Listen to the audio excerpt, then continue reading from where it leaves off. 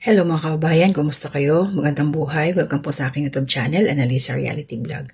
Ngayon po magre-reaction po ako sa Ka-Business Official. Ito po yung time na pumunta doon sila Pinuno Ka-Business, Mrs. Ka-Business, sila Entoy Nika, sa bahay nila Sandra. Kasi meron ditong naging nanggigigil ako, pasensya na. Si Nanay Mercy kasi. Mamaya tutuloy ko. Sa mga bagong pasok po sa aking munting kubo, thank you so much. Welcome po. Mga naklalike, comment, share po sa aking mga ginagawang reaction, more blessings po sa inyo. Salamat po. Dahil kahit pa paano may pumapatak-patak po na pasinta-sintabo na revenue sa aking mga ginagawang reaction. May ipon po yun, alkansya. Hindi ko po yun makukuha kung ako yung upo-upo lang dito. Sabi ganun, inano ko lang yung aking sarili. Sa tutulong mga bayan, hindi ko alam kung paano ito umpisahan. Ang pasintabi po, pasensya na kay Nanay Mercy, nire-respeto ko po yung edad na mas matanda kayo sa akin. Kaya lang, meron ho kasi kayong ginawa na para sa akin hindi pwede, foul. Ano po yun mga ka-business? Napanood nyo na po ba? Isang araw na yung nakalipas. Hindi ko alam kung bakit niya naibulalas yun. Ito po yung patungkol kay Jinky, yung nakaraan.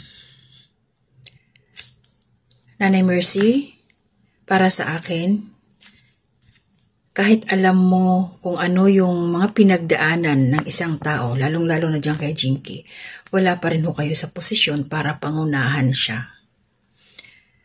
Pakinggan ho natin kung ano yung sinabi dito ni Nanay Mercy. Hindi ko gusto yung ginawa niya. Bakit niya ginawa? Yun, talaga. Pakinggan ho natin at saka ko ho ibibigay yung aking opinion patungkol dito. Ano yung napanood mo na sa vlog natin about kay Ate Jinky at saka kay Kuya Bong? Yan sa, sa tomboy yun lang po. Kasi naman, ang sabi niya, ito Jinky ang sabihin ko, ayoko maging, hindi po ako sinungaling tao. Kasi nasasabi na nga sa akin kapag nagsasabi ako ng kahit totoo, lahat ng totoo ito Jinky. Kung iyan ang ko, ito, di ba? Doon kami nakatira kay Joy. O, di ba may kayo nakasama ka doon? O ano yung mga pagkukunwari mo? Di ba? May kasama ka doon, di ba namatay yun? Yung lalaki. O, ano pa? Yun ang alam ko sa buhay mo.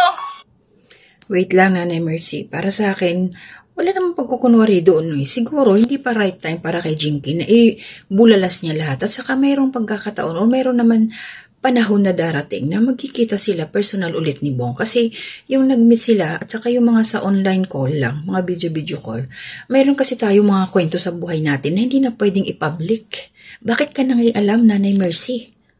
Patuloy po natin. Sabihin na sinungaling ako, ayoko kasi magsinungaling. Lalo na sa ganito, to. Ano po na yung sinasabi niyo po? Meron siyang kinasama? Opo. Na lalaki? Opo. Ilan taon na po? Bago lang yun po. Kasi nung umalis po kami doon.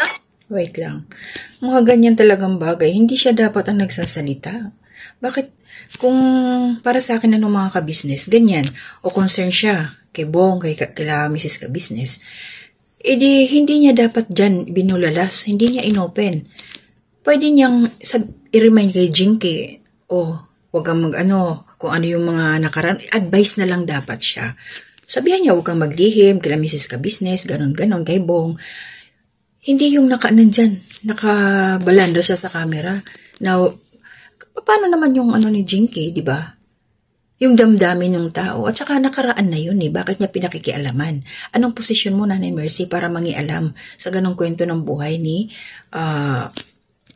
tawag dito ni Jinky? Hindi mo hawak yung isip niya. Ay nako, pasensya po tuloy natin.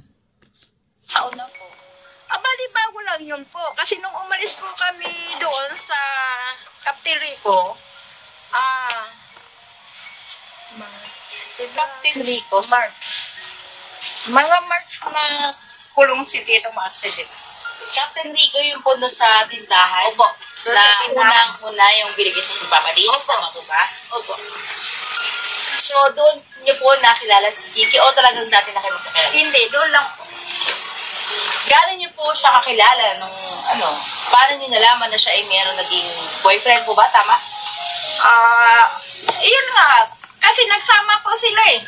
No? Nung dito na kami po, doon na sila, nagsama po sila. Kaya Diyos ko, pakialamera si Nanay Mercy sa totoo lang. Nanay Mercy, pasintabi, pakialamera ko kayo. Hindi nyo dapat binaganon si Jinky. Oo, hindi ko siya kinakampihan or something, pero maliho yung ginawa ninyo na magladlad kayo ng mga private, sa private life. Ayan, mga nangyari kay Jinky nung nakaraan. Si Jinky lang ho ang may posisyon para magsabi niyan kay Bong at saka kay Mrs. Kabisnes. Wala ho kayo. Ano yung punto nyo dito, Nanay Mercy? Bakit nyo ginawa yan? tanong mo doon sa tinirahan namin bahay, kila Joy. Kasi yun ang may-ari. Okay. Opo. Anong ibig niyo pong sabihin nagsama na nag-live-in? Parang ganun po. Kasi doon Anong parang... doon nga po, nag-live-in na rin sila nun. Totoo ba yun, Sandra? Paano mo nasabing totoo? Nakita mo ba? Opo, nakasama pa nga po ako nun sa kasi sabi niya, tigyan kasama daw ako, punta daw silang palengke. Tapos, yun po kasama niya yung matanda. Kasama. Gano'ng katanda? Ano po yun? Hindi ko nakita po yung lalaki. Si Sandra nagsabi sa akin. Pero alam ko naman na mayroon kasi pumunta. Oh my goodness, Nanay Mercy. Hindi mo nakita yung matanda, pero nagdaldal kayo. Ano ba yan? Isa pa yan. Mali talaga, Nanay Mercy. Mali yung ginawa niyo. Pasensya po. Po ako doon. Nung naano po yung kapatid ko. Yung kapatid ko, Jinky, wag kang magagalit. Yung kapatid ko po, Hindi magal si Jinky, Nanay Mercy. Ako po yung galit. Grabe kayo eh. Marites. naging boyfriend mo rin. Dito ka pa nga natutulog. Diba? Oh. Ano po? Kapatid niyo? Kapatid ko. Si Axel.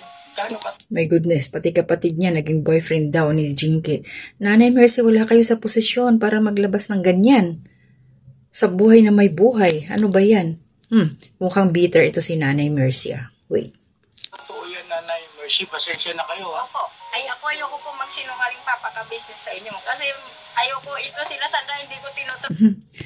Ayaw niya magsinungaling. So, ibig sabihin neto, mukhang nagpapalapad siya ng papel sa ka-business. Diba, Nanay Mercy? Parang ganun yung dating eh. Wala talaga eh. Mali yung ginawa niyo, Nanay Mercy. Kung may malasakit kayo sa kabilaan, yun nga sinasabi ko, mag-advise ka kay Jinky. Hindi yung ganyan na binulgar mo na kawawa naman yung isa. Ano na yun eh? Privacy niya yun eh. Pwede niyang sabihin yun off-cam kay Bong. Pag sila na lang dalawang magkasarinilan. Bakit niyo inunahan yung tao? Mali. Huwag po tayong gagaya ha, mga kababayan, kabisnes, kapapi at kalingap. Tuloy natin.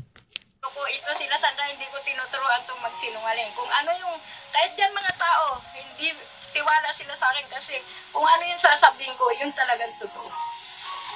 Yun po. Asan po yung kapatid niyo po? Nandyan ata si tito mo eh. Dito? Ay, Oo. dito po siya natutulog? Hindi, doon po sa kabila. Ah, dyan. So, ibig sabihin, ganun din natutulog si Jinky minsan? Isang po, natulog siya dito, isang gabi ata. Saan Tama ba? dito o doon? Doon po. Ayun, Kasama katabing sila. bahay na to. Opo, ayan. Yeah. Magkasama po sila natulog doon? Opo. Ilan taon na po yung kapatid niyo po? 30 plus lang. Ata. Pero mag-boyfriend po sila. Mag-boyfriend talaga sila. Eh, akala ko po may... Ang palaya si Nanay Mercy talaga. So, alam ko meron ng upload dito para sa pangalawa sila pinuno ka business, pero hindi ko muna itatakil yun. So, dito lang, itong ano lang na to. Nanay Mercy, talaga mali po. Mali kayo dyan.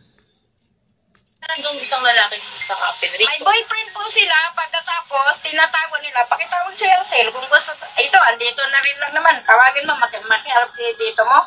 Pwede naman hindi lang i-vlog siya. Salita ng Papa Dance. Boses lang. Boses lang. Pwede naman siguro kung papayag po siya. Kung papayag po. Kasi gusto niya kasi, ang sabi niya kasi po, Wait lang, ano kayang gustong palabasin dito ni Nanay Mercy? Ayaw niya na maging masaya si Bong? Or pinoproteksyonan niya si Bong? Kahit yun pa yung kanyang stand, mali pa rin kasi. Maling-mali po kayo, Nanay Mercy. Sa inyong moves, hindi dapat nangyari yung ganyan. Pati sila Mr. and Mrs. Kabisnes nagulat. Bakit nyo ginanon si Jinky? Lahat naman tayo mayroong mga sekreto sa buhay, pero wala ho kayo, Nanay Mercy, sa posisyon para kayo po yung maglabas ng ganon. Hindi nyo inantay yung mismong si Jinky na siya ang kusang magsabi. Napakaaga pa eh. Masyado pang maaga. Nagmamadali kayo eh. Tuloy natin. Ang sabi niya kasi po, kung malaman nila papakabisis, anong sasabihin sa'yo? Hindi ka tapat sa kanila? Kasi tinapan mo? Excuse lang po, nanay. Ibig po sabihin, napanood ng kapatid nyo yung about Opo, kaya nagagalit. Tsaka kay Bong. Opo, kasi naawa po siya kay Bong. Pakitawag si tito mo kung nandiyan. Okay. Sabi mo, hindi naman ipakita yung ano niya. Gusto talaga ng katotohanan lang. Opo, Nanay Mercy. Nagulat ako doon. Kasi sabi niya yung tomboy na. Ako rin po nagulat doon, Mrs. Kabisnes, sa ginawa ni Nanay Mercy. Dahil wala po siya talaga sa tamang posisyon para mag-broadcast ng ganun. Dapat inantay niya si Jinky. Malay natin, may plano yung isa na magsabi kung ano yung tungkol sa buhay niya. Kasi bago pa lang naman eh. Ilang araw pa lang na, hindi naman sila araw-araw na nagkakausap ni Bong. Video call, ilang beses pa lang yun, di ba? Nanay Mercy, so ito lang po yung aking reaction. Mga kababayan, alam ko may kasunod na to na upload sila Pinuno Ka Business. Basta ito lang po yung stand ko doon na hindi po ako pabor sa ginawa ni Nanay Mercy. Hindi po siya tama. Sana po, yung iba, wag natin hong tularan yun. Wag natin pangunahan yung ating kapwa. Yun lang po yung sa akin. So mag-iingat po tayong lahat. Hindi ho muna ako magsa-shoutout. May maingay na sa labas. Hanggang dito na muna. Babawi po ako some other time. And to God be the glory.